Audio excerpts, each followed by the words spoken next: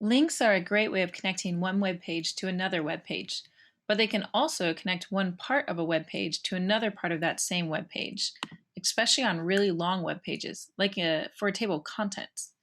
I've now added a bunch more information to this page so that I could give you a history of the web and a history of HTML versions, and I think it's enough content that it deserves a table of contents.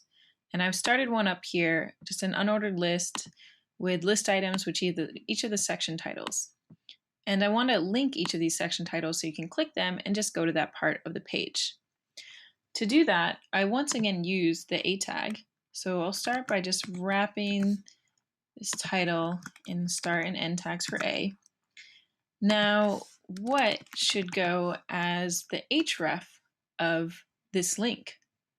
Well, we need to somehow tell the browser where to jump to in the web page, some way of uniquely identifying that part of the page.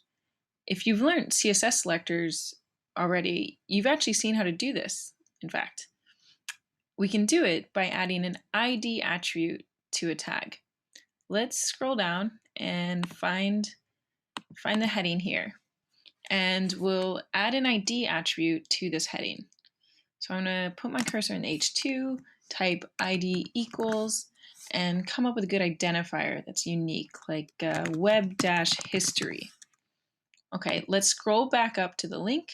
And now, in order to tell the browser to go to this internal link, we need to start with a hash sign and then type exactly the ID like we typed it below.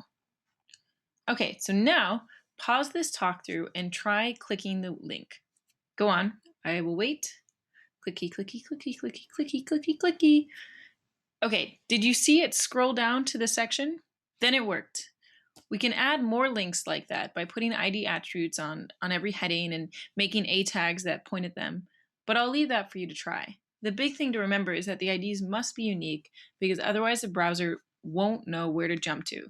So make them nice and descriptive.